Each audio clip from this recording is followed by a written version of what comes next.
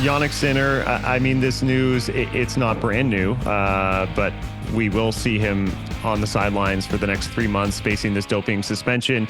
It's from the positive test from last year. WADA now comes in and rules 3-month doping ban. What this means, he'll be missing the Sunshine Double, missing a portion of the clay court swing, and returning in Rome. Just your reaction, I guess, when this ruling came down, were you surprised at the length? Did you expect more? Did you expect less?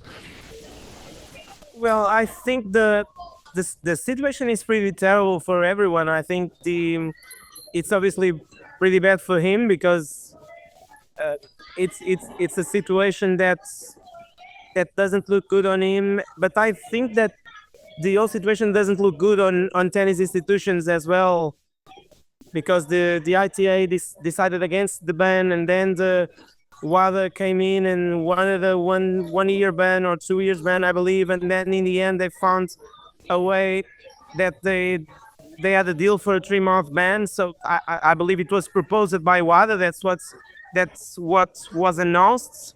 Sinner initially didn't want any kind of ban, but then accepted, or his lawyers accepted the 3-month ban. The way that the thing was negotiated to finish just before Rome, his home tournament, the tournament that he pretty much needs to prepare the French Open, I think that doesn't look good as well on the institutions. Obviously, for him, it's a decent solution. If obviously it was a risk that it was risking maybe a bigger suspension. So in terms of his career, I think that in 2, 3, 4 years we won't remember probably as much as we do now. But I think that the situation is quite ugly. I think it's bad for him. It's bad for tennis. It's bad for transparency, for the way that things were like dealt with, because we know other situations that we had in tennis where things didn't happen this way. And even big ones like Maria Sharapova, Marin Cilic, recently Simona Halep, we know that the ITA had a different idea, and that at that time WADA didn't want to come in. So this time it was all pretty much obscure. I think for Sinner it's a terrible look, but in the end it will be a decent solution for him, especially if he comes back strong at the French Open and then at Wimbledon. I think obviously not losing Grand Slams, not missing Grand Slams is a good thing for him. But let's see if he can come back at the same level, because he was obviously by far the best player in the world in the last 6 months, at least since the U.S. Open. Obviously, his 2024 season was all good, but in the end, he was completely dominating with the U.S. Open, the ATP Finals, the Davis Cup, then the Australian Open. So yeah, obviously it changed a lot. The way at the Sunshine Double, and let's see how he comes back. Yeah, I mean, without question, he's been the best player on the men's circuit for the better part of 12 months, even more. And I sort of wonder, this block of time that he's going to miss, the key tournaments, Indian Wells and Miami, what does the ATP look like without him? Obviously, Carlos Alcaraz did win Rotterdam, but, his level can be a bit volatile at times, as incredible as he is. Djokovic losing in Doha. Zverev was struggling on the clay a little bit in South America. Is there a leading man with him off the tour, or is it a little more open?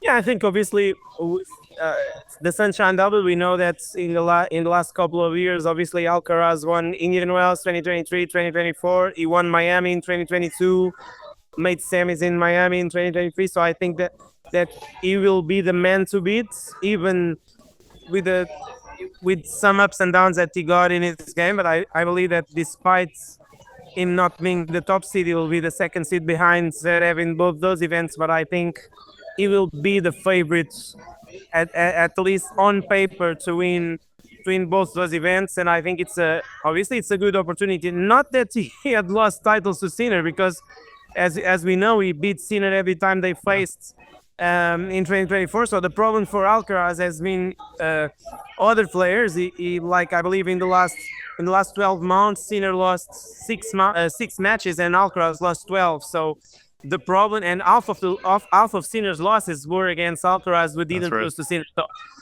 Alcaraz needs to be more consistent. It happened again in those, so he played a very good tournament in Rotterdam, winning the title.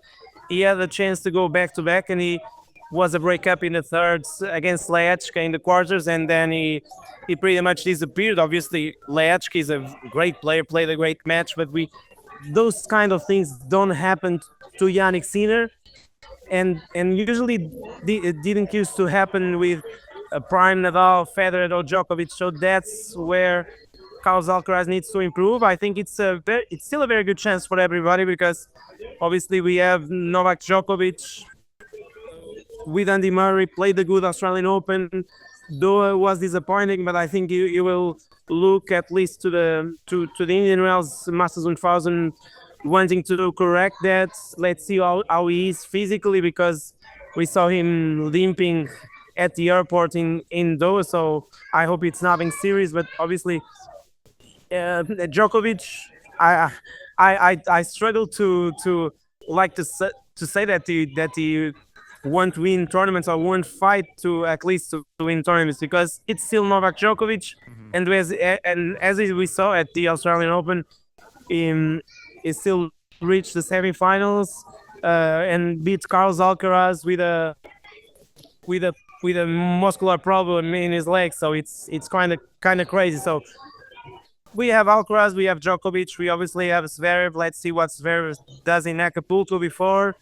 Then obviously the world number 4 is from California. Taylor Fritz is also struggling physically this year, but I was looking forward to see him back in the US for the first time since reaching that US Open final. I think obviously at a big tournament because he played Dallas and Delray Beach, but yeah, at a big tournament it will be his first back as a top 5. So I hope that he's healthy to defend his chances and yeah, I'm looking forward to see if some players that have been struggling can go back to form. Tsitsipas and Ruud as well. Yeah. Medvedev, obviously, has been really struggling recently. So I'm curious to see and reach the final in the last 2 years. So I'm curious to see how they will play there. We at this podcast, being a Canadian podcast, obviously our eyes are always on the Canadians, and I want to say after struggles in 2024, things are definitely trending up. Denis Shapovalov winning, the biggest ATP title of his career in Dallas, and I thought Felix Auger-Aliassime had a heck of a fight with Andrei Rublev in their semifinal in Doha. Rublev getting the title. Do you see these two, who have made noise before at the Sunshine Double, maybe getting themselves back in the mix? Guys who can, make quarters and semis and push for these titles again. For sure, I think they both have potential to win Masters 1000 events. Like we saw Pablo Carreño Busta win actually in Canada. Yeah, that's right. Urkac and Alexei Popyrin won Canada as well. So I think that Felix and Denis, I believe they have the potential to beat pretty much everybody in the draw, and they did in the past. Felix beat Alcaraz a couple of times. Davis Cup, actually. Yep. Yeah, and in big events actually, he beat him on his way to winning Basel once. So Yep. yeah, I think that both got potential to actually win a Masters 1000. I think the Grand Slams, they obviously did semifinals in the past, and Grand Slams is a bit tougher because of the best of 5. It's tougher to beat those big players, Alcaraz, Sinner, Djokovic, Zverev on best of 5 sets. But yeah, I think that both are playing great, especially Felix having a very good start of the season. He was amazing in Adelaide. He did great to win a second title in Montpellier as well. And now, as you said, though, he was great too. Shapovalov is a bit more on and off, but in fact he won 2 titles in the last 4 months. So Yeah. So they both are doing great. They are still very young. So when I see some people losing faith in 24, 25-year old players that got the talent that they have, I really don't trust that much. I think that they'll be fighting for big titles in the next 5, 10 years, and surely with Sinner out, the chances are bigger for everyone and are bigger for them as well. Yeah, very well summarized.